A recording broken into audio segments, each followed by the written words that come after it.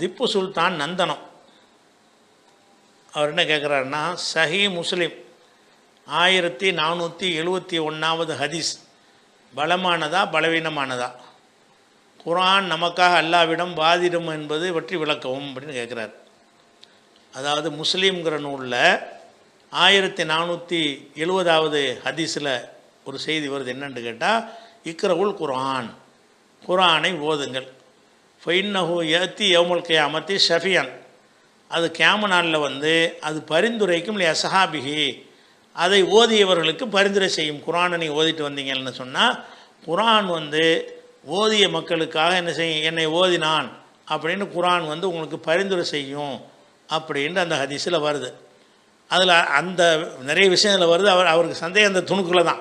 இந்த துணுக்கெலாம் அவர் சந்தேகப்படுறார். என்ன சந்தேகப்படுறாருன்னா, இது எப்படி பரிந்துரை செய்யுமா, குர்ஆன் என்னது அறிவுள்ள ஒரு மனுஷனா, அது குர்ஆன்ங்கிறது அது ஒரு ஓசை தானே, அது எப்படி பரிந்துரை செய்யுங்கிற அந்த ஒரு கோணத்தில் தான் அந்த கேள்வி கேட்குறார். பொதுவாக அல்லாஹ்வுடைய சில மறுமையில் இருக்கக்கூடிய இந்த செட்டப்புகள் இருக்குல்ல, அதில் எல்லாம் நம்ம என்ன செய்யக்கூடாதுன்னா, நீங்கள் உலகத்தில் சிந்திக்கிற மாதிரி சிந்திக்கக்கூடாது. அல்லாஹ் இப்போ நம்ம கை இருக்குது, இந்த கையினால் பேச இயலுமா? கை பேசுமா? பேசாது. ஆனால் மறுமையில் பேசுங்கனால அல்லாஹ் அது எப்படி கை பேசும்? கைக்கு என்ன மூளை இருக்குதா கைக்கு அப்படின்லாம் கேட்க முடியுமான்னா கேட்க முடியாது. அல்லாஹ் அப்படி சொல்கிறான், அல்யோம நகத்திம் அல் அஃப்வாஹிம், வாய்க்கு சீல் வச்சுருவோம், ஒத்து கல்லிமுன ஐதீஹிம், அவங்களுடைய கைகள் நம்ம இடத்துல பேசும், ஓ தஷஹது அர்ஜுலுஹும், அவங்களுடைய கால்கள் சாட்சி சொல்லும், பிமாக்கான யுக்ஸிபூன், அவங்க செஞ்ச செயலை பற்றி நல்லா சொல்கிறான.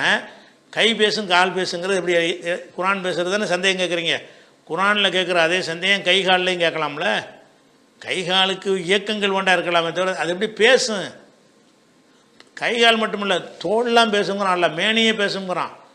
லிம சஹித் மலையனா, ஏன்டா என்கிட்ட இருந்துக்கிட்டு எனக்கு எதிராக என்ன சாட்சி பண்ணி இவன் கேட்பானா?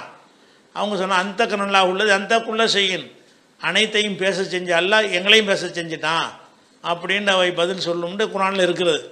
அந்த அடிப்படையில் குர்ஆன் என்பதுங்கிறது அது ஒரு மனிதன் கிடையாது, அது ஒரு உயிருள்ள ஒரு பிராணியும் கூட கிடையாது.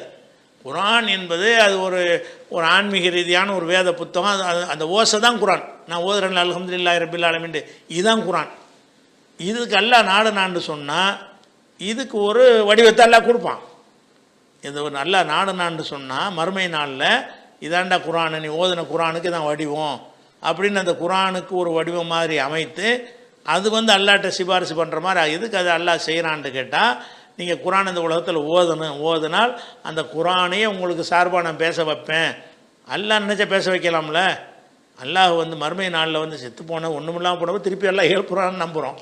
அப்போ நம்பிக்கை சார்ந்த விஷயங்களில் போய் என்ன செய்யக்கூடாது, அது இறைவனுடைய ஆற்றல் சம்மந்தப்பட்டதாக இருந்தால், இறைவனுடைய ஆற்றல் வல்லமை சம்மந்தப்பட்டதாக இருக்கும் என்று சொன்னால் அதில் நம்ம இதுக்கு என்ன கூட இன்னும் அவ்வளோ வேண்டியதில்லை.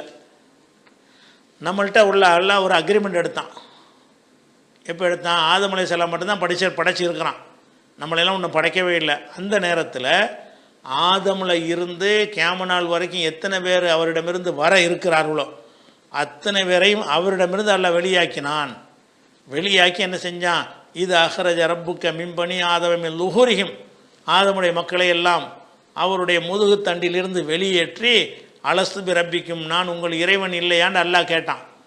நம்ம எல்லாரும் ஆமான்னு சொன்னோம்னு அல்லாஹ் சொல்கிறோம். நம்மன்னு தான் இருந்திருக்கோம் அதில். அப்படி ஒரு மனுஷன்ட்டு பெறக்கூடிய இனிமேல் வரக்கூடிய கியாம நாள் வரைக்கும் உங்களெல்லாம் பிரித்து எடுக்க இயலுமா? என் மூலம் எவ்வளோ பேர் வர இருக்கிறார் அதையெல்லாம் வெளியே எடுக்க இயலுமான்னா உங்களுக்கு எனக்கு இயலாது, அல்லாவுக்குமா இயலாது? இயலாதுங்கிறது என்னது? அல்லாவோட தொடர்புபடுத்தி வந்துச்சுன்னு சொன்னால் நம்ம ஈமானுடைய பேசிக்காக தான் அல்லாஹு அலா குல்லி ஷைஇன் கதீர் தான், அனைத்துக்கும் சக்தி உள்ளவன். நம்ம அமல்கள்லாம் சாட்சி சொல்லணும்னு வருது. அமல் எப்படி சாட்சி சொல்லணும்? நம்முடைய தொழுகை சாட்சி சொல்லணும். நம்ம செய்கிற எல்லா காரியங்களும் அதெல்லாம் ஒரு மெட்டீரியல், அதெல்லாம் மெட்டீரியலாக இல்லை. மெட்டீரியல் இல்லாதவைகள்லாம் பேசும். அல்லாஹ் அந்த ஒரு விஷயத்தை மனுஷன் நம்புவதாக இருந்தால் அதுக்கு உருவகம் கொடுத்து அது மாதிரி செஞ்சால் தான் அவன் நம்புவான். அதுக்காக வேண்டி குர்ஆன் மாதிரி ஒரு வடிவத்தை கொடுத்து நான் தான் குர்ஆனை என்னை ஓதிக்கிட்டு இருந்தான் அப்படின்னு அந்த குர்ஆனை சொல்ல வைக்கிறதுங்கிறது அது ஒரு இறைவன் தன்னுடைய வல்லமையை காட்டுவதற்கு செய்யக்கூடிய ஒரு விஷயந்தானே தவிர இது சரியாக இருக்குமா? இதிலெல்லாம் சந்தேகப்படக்கூடாது. குர்ஆனுக்கு முரண்பட்ட ஹதீஸ்ன்னு சிலது நம்ம இல்லைங்கிறோம்ல, அந்த லிஸ்ட்டில் இதெல்லாம் வச்சிடாதீங்க. மறுமை சம்மந்தப்பட்ட விஷயம், ஈமான் சம்மந்தப்பட்ட விஷயம்லாம் எதுக்கு முரண் கிடையாது. அல்லாஹ் நாடுனா அது வேணால் அங்கே நடக்கும். மறுமையில் ஆகிரத்தில் கியாமத்தில் என்ன வேணாலும் நடக்கும் அப்படிங்கிறது ஆதாரம் இருந்தால் அது சொல்லிக்கலாம்.